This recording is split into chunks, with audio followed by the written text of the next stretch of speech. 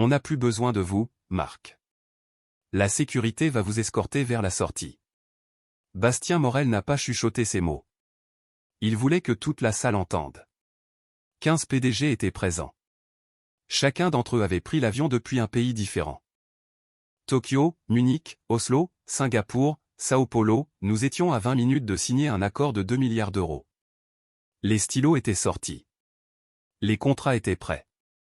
Et ce gamin de 38 ans, PDG depuis seulement 18 mois, décide que c'est le moment idéal pour me licencier. Je m'appelle Marc Lefebvre. J'ai 52 ans. J'ai passé 20 ans à bâtir les partenariats internationaux de cette entreprise à partir de rien. En ce moment même, je regarde ma carrière se faire exécuter en public. Mais voici ce que Bastien ignore.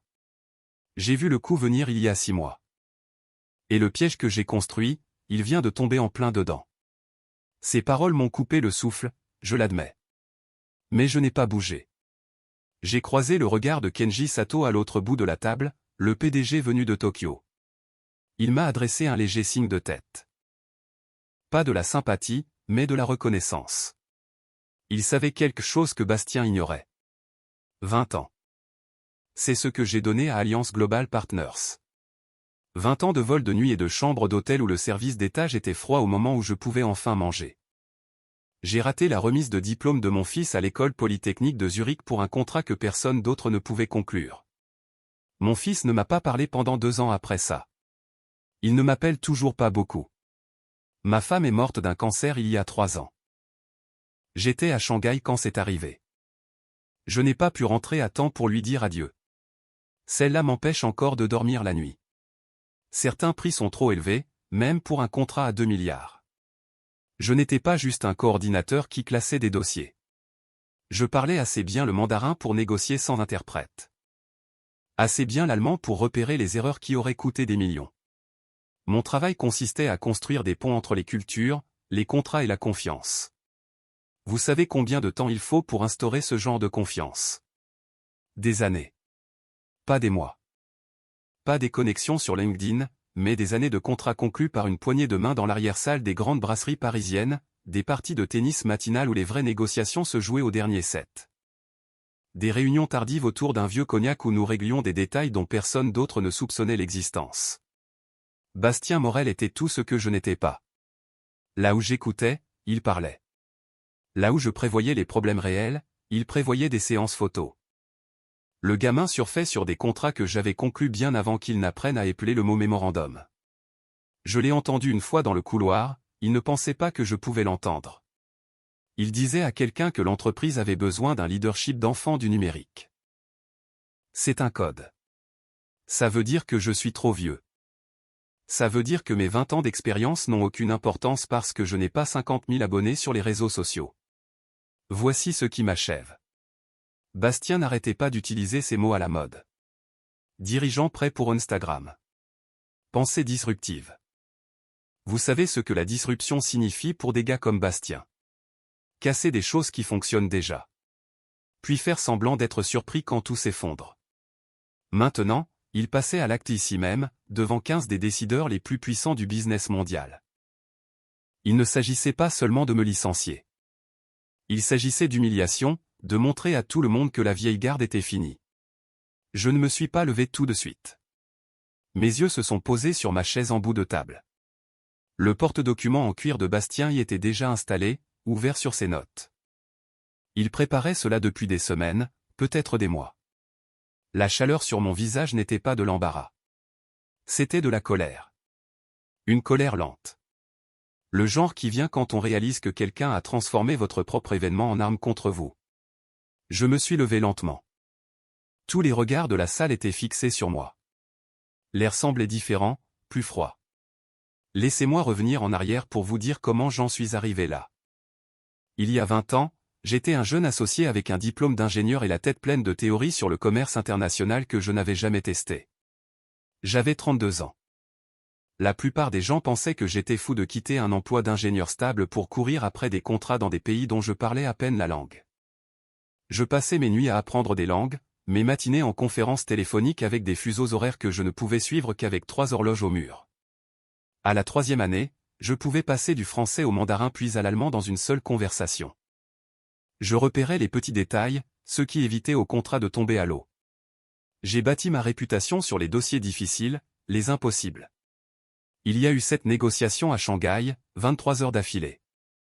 Nous étions bloqués sur une clause concernant les droits de propriété intellectuelle. Le côté chinois ne voulait pas céder. Notre camp ne pouvait plus lâcher de terrain. À la 22e heure, j'étais si fatigué que j'y voyais à peine. Mais j'ai remarqué quelque chose. Une erreur de traduction. Un seul mot. L'interprète avait utilisé le mauvais terme pour licence au lieu de transfert. J'ai tout arrêté, j'ai demandé une pause, j'ai passé 30 minutes avec leur équipe juridique pour expliquer la différence. Une fois qu'ils ont compris que nous n'essayions pas de prendre la propriété mais seulement d'obtenir la licence technologique, tout s'est débloqué. Nous nous sommes serrés la main 5 minutes avant leur limite. C'est le genre de travail que je faisais. Pas sexy, pas digne d'un post Instagram, mais c'est ce qui a fait passer le chiffre d'affaires international de cette entreprise de 200 millions à 3 milliards d'euros par an. Bastien était sur scène il y a 8 mois, acceptant un prix d'excellence interne pour un contrat à Munich. Mon contrat, celui avec Karl Hoffmann. Ce projet avait été à quelques minutes de l'effondrement. J'avais repéré une erreur de traduction dans la clause pénale à minuit, la veille de la signature. J'avais tout sauvé. Bastien n'a jamais mentionné mon nom dans son discours de remerciement. Il n'en avait pas besoin. Les applaudissements l'ont submergé. J'étais assis au fond, sachant que je venais de sauver sa carrière de son premier véritable échec. Nous y voilà, debout dans le grand salon de l'hôtel de Crillon.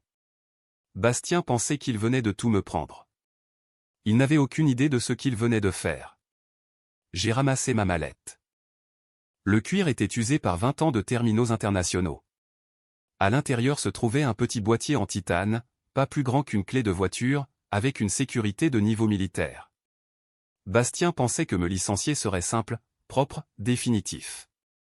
Il se trompait. L'embuscade de Bastien n'était pas sortie de nulle part. Elle se préparait depuis des mois. Des petites coupures déguisées en changement stratégique. La première fois qu'il a utilisé l'expression leadership d'enfant du numérique, c'était autour d'un café dans le salon exécutif, de façon décontractée, pour tester jusqu'où il pouvait aller. Je n'ai pas réagi, j'ai juste hoché la tête en continuant de boire mon café. La deuxième fois, c'était lors d'une réunion budgétaire. Dirigeant prêt pour Instagram a été lâché dans une présentation comme si mes 20 ans de poignées de main et de contrats signés avaient une date de péremption tamponnée dessus. À la troisième mention, c'était les investisseurs veulent une équipe de direction de moins de 40 ans. Personne dans la salle ne l'a contredit. Ils ont juste baissé les yeux sur leurs ordinateurs et ont fait semblant de vérifier leur courriel. J'étais dans ce secteur depuis assez longtemps pour reconnaître un coup d'état en formation. Ce que je n'avais pas prévu, c'est que Bastien n'attendrait pas une transition propre. Il voulait du spectacle, et il a choisi sa scène avec soin. Aujourd'hui n'était pas n'importe quelle réunion. C'était le jour où 15 PDG du monde entier se réunissaient pour signer notre plus grand partenariat de l'histoire. 9 fuseaux horaires représentés dans une seule pièce. 2 milliards d'euros sur la table.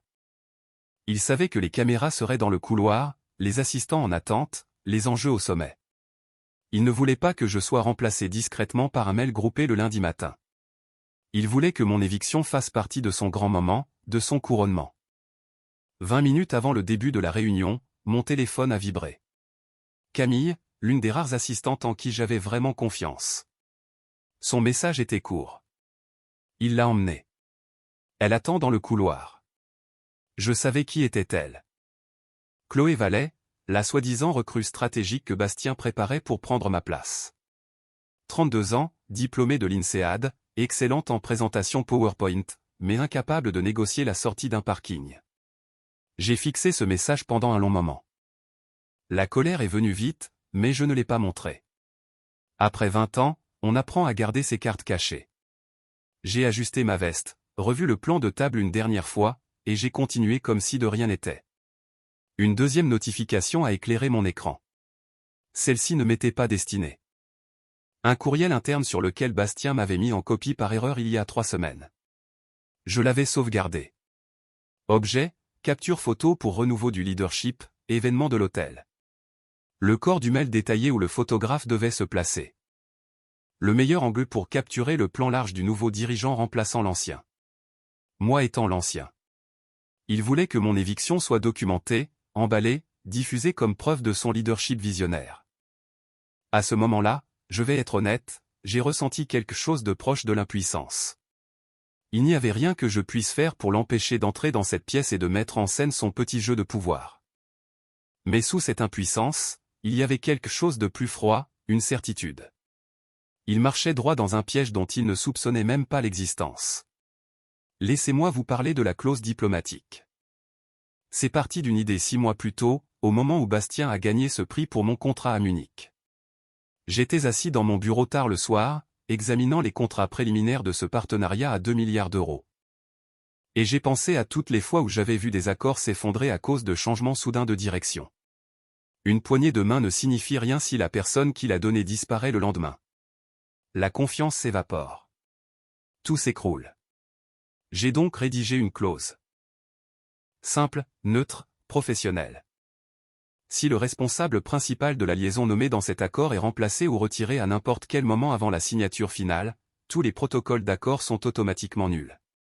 Nul. C'est le mot-clé. Pas sujet à renégociation. Ne nécessite pas de consentement mutuel pour modification. Nul. Mort. Terminé. La clause ne me mentionnait pas par mon nom, mais dans chaque ébauche, chaque révision, chaque document préliminaire que ces 15 PDG signaient, j'étais listé comme le responsable principal de la liaison. Le truc, c'est que je ne pouvais pas présenter ça comme une protection personnelle. Ça aurait éveillé des soupçons, rendu les gens nerveux. Alors, je l'ai présenté différemment. J'en ai fait une question de respect pour leur temps et leurs ressources.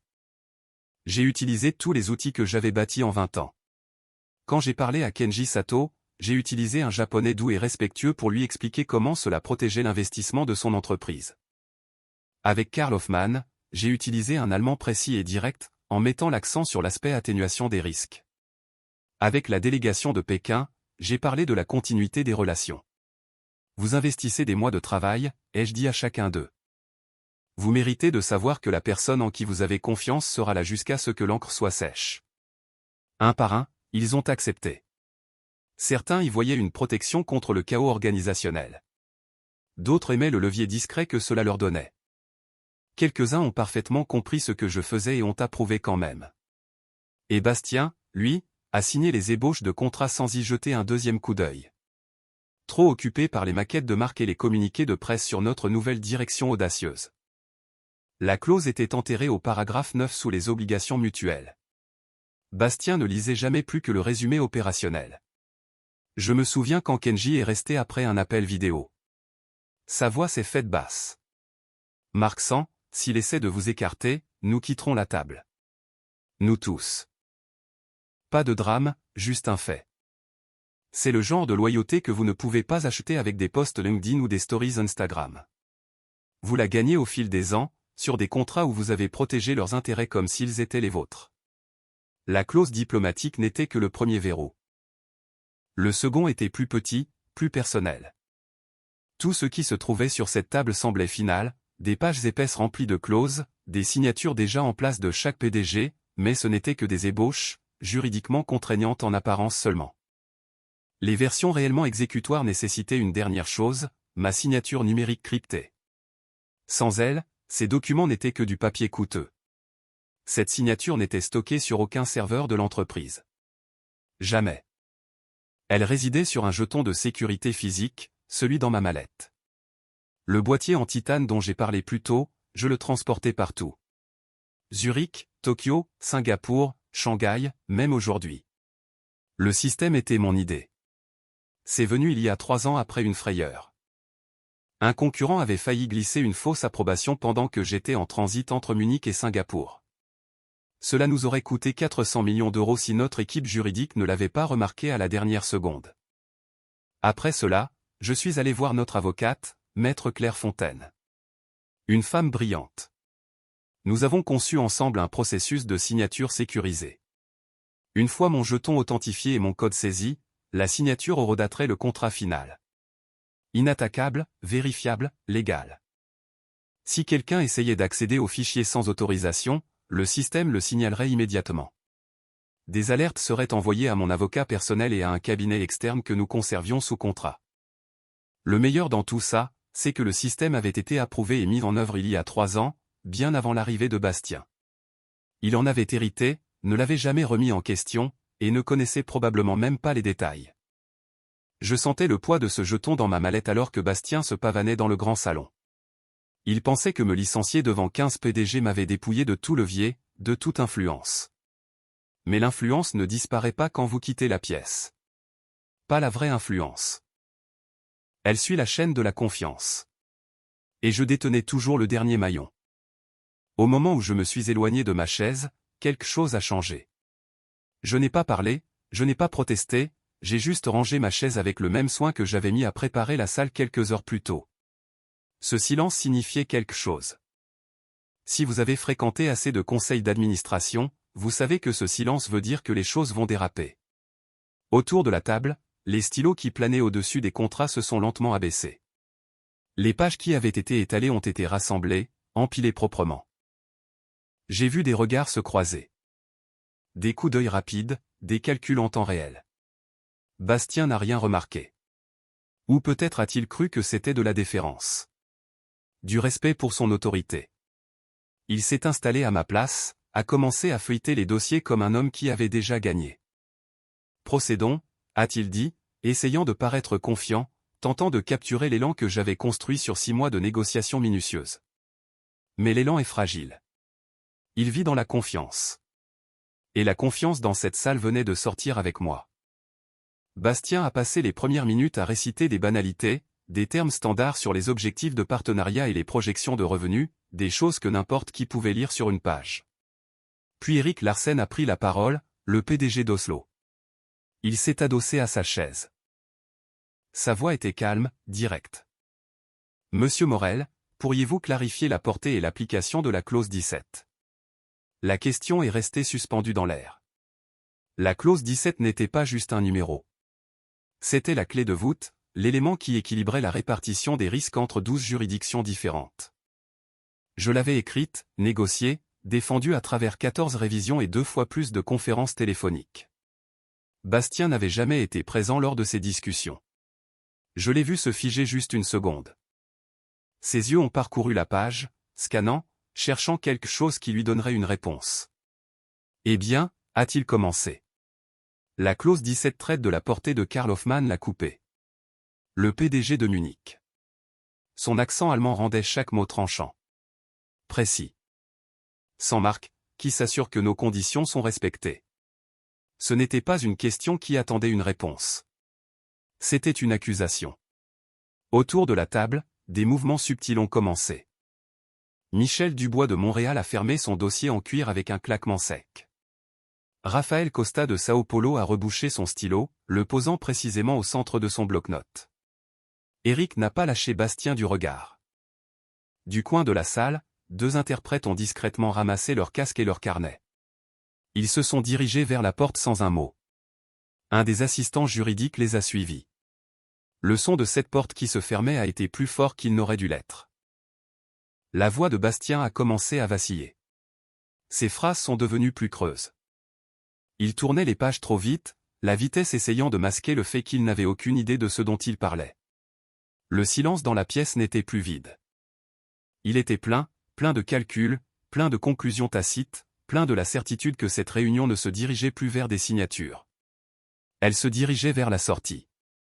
Je suis resté là où j'étais, à quelques pas de la table, la mallette à l'épaule, les mains souples. Je n'avais pas besoin de parler.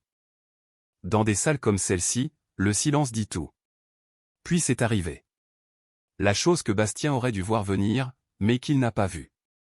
Eric s'est levé lentement, sa chaise a grincé sur le marbre. Ce bruit dans une pièce pareille signifie que l'accord est mort. Il a lissé sa veste. Sa voix portait le poids d'un verdict final. Conformément à la clause diplomatique, notre protocole d'accord est désormais nul. Sans la personne désignée pour la liaison, il n'y a plus d'accord. Il ne demandait pas. Il ne négociait pas. Il énonçait un fait. Pendant un instant, Bastien n'a pas bougé. Il semblait penser qu'il pouvait s'en sortir par la parole. de la même façon qu'il parlait pour tout. Nous pouvons encore avancer, a-t-il commencé en désignant les dossiers. Nous avons un consensus sur le mais Kenji fermait déjà sa mallette. Il a marché vers la porte sans un autre regard. C'était la fissure dans le barrage. Raphaël s'est levé ensuite, a murmuré quelque chose à son adjoint en portugais, et a suivi Eric. Michel s'est penché vers son interprète, a hoché la tête une fois, et a commencé à rassembler ses papiers. La voix de Bastien est montée, avec ce ton fragile qui arrive quand quelqu'un réalise qu'il perd le contrôle. Si nous pouvions tous nous rasseoir, s'il vous plaît, nous pouvons résoudre toute inquiétude. Ils ne l'ont même pas regardé. Je suis resté immobile, les mains croisées. Ce n'était plus mon combat à gagner. J'avais déjà gagné au moment où Bastien m'avait écarté. Maintenant, je regardais juste l'inévitable se dérouler. Karl a bougé ensuite. Il a traversé toute la longueur de la table. Sa main s'est tendue. Pas vers Bastien, mais vers moi. Sa poigne était ferme, stable. Vous avez toujours été le cœur de cet accord, Marc, a-t-il dit calmement. Ses yeux ont croisé les miens pendant un instant. Puis il a lâché ma main et s'est tourné vers la porte. Bastien l'a entendu. J'ai vu sa mâchoire se crisper. Quelque chose comme de la panique a flashé dans son regard. Près du bout de la table, Michel s'est levé mais n'a pas emporté son stylo. Elle l'a posé au centre de son dossier ouvert, la pointe tournée vers l'extérieur. Dans certains cercles, ce geste est compris. Le stylo laissé derrière signifie que l'accord est terminé de façon permanente. Bastien l'a vu aussi. Il a fait un pas vers elle, la voix tremblante. Nous pouvons réparer ça. Donnez-moi juste la porte s'est refermée derrière elle avant qu'il ne puisse finir. Un par un, les sièges se sont vidés. Tokyo, Singapour, Sao Paulo, Londres, Sydney, Dubaï, Shanghai, Séoul, Mexico, les 15. Pas un seul n'est resté. Ce qui restait à la table, c'était des verres d'eau intacts, des casques de traduction éparpillés et l'écho lointain de chaussures coûteuses sur le marbre s'estompant dans le couloir. Je n'ai pas souri, pas extérieurement, mais quelque part au fond de moi, il y avait une pulsion lente et régulière de satisfaction, le genre qui vient quand la vérité n'a pas besoin d'être défendue parce qu'elle sort déjà par la porte. J'étais à mi-chemin du couloir de marbre quand la première voix forte m'a atteint. Celle de Bastien, aiguë, cassante, le son de quelqu'un dont le monde vient de s'effondrer. J'ai ralenti, faisant semblant de vérifier mon téléphone. Les mots portaient à travers les portes de conférence entr'ouvertes. Appelez le service juridique immédiatement. Une chaise a grincé. Quelqu'un a manipulé un haut-parleur. La voix de notre conseil en chef est arrivée. Sèche. Claire. Bastien, sans la participation de la liaison désignée lors de la signature finale, la clause 9 annule tous les protocoles. Et sans sa signature cryptée, le système n'authentifiera pas les contrats. Un silence. Assez long pour que j'imagine son visage devenir pâle. On va passer outre. Vous ne pouvez pas. C'est codé en dur. Toute tentative de contournement déclencherait des alertes juridiques vers un cabinet externe. Silence. Puis le clic léger d'un ordinateur qu'on ouvre. Un gémissement. Il regardait le message que je savais être là.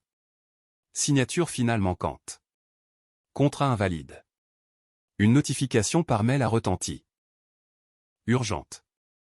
Un instant plus tard, un jeune membre du personnel est sorti précipitamment, téléphone à la main, chuchotant frénétiquement à un autre assistant. J'ai saisi des fragments alors qu'il passait devant moi.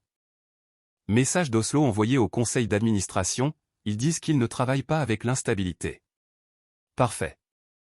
Je pouvais entendre Bastien à l'intérieur essayer encore de contrôler le récit.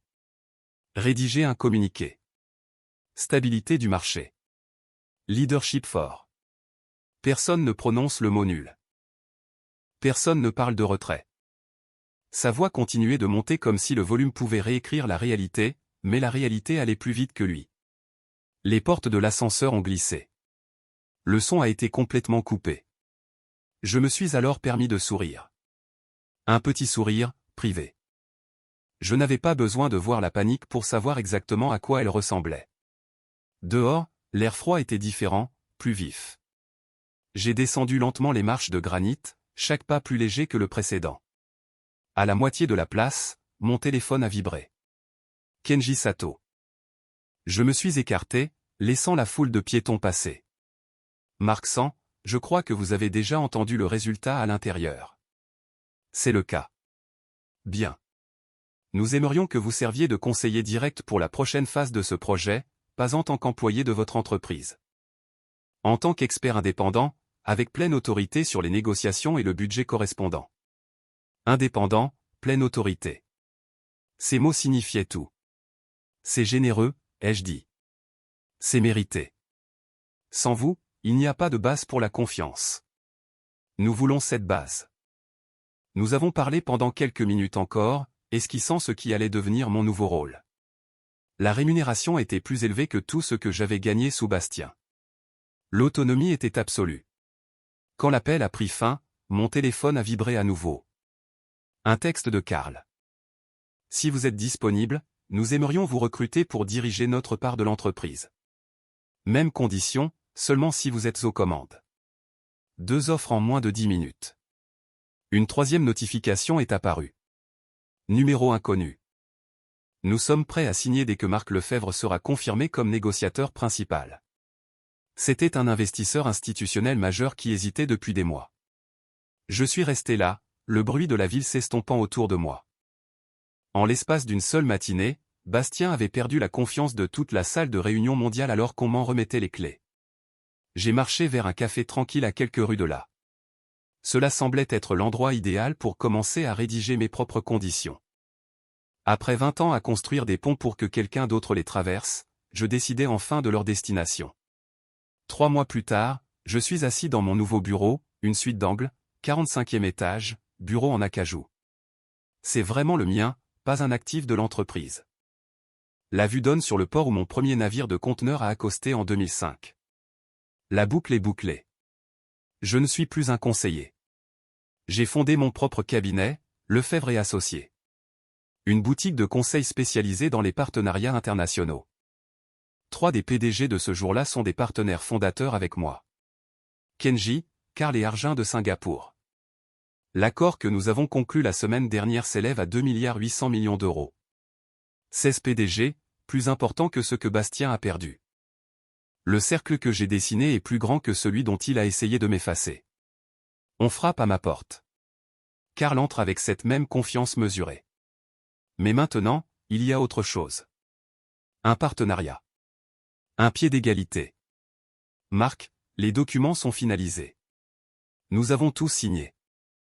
La vôtre est la dernière signature. Je l'ouvre. Mon nom est imprimé proprement en haut. Conseiller principal en négociation. Pas enterré dans les notes de bas de page, mais debout, en gras. Nous entrons dans la salle de conférence, je m'assieds en bout de table. Quand la conversation commence, ma main effleure quelque chose dans un coin, un stylo noir élégant. Celui que Karl avait laissé sur la table ce jour-là au crayon.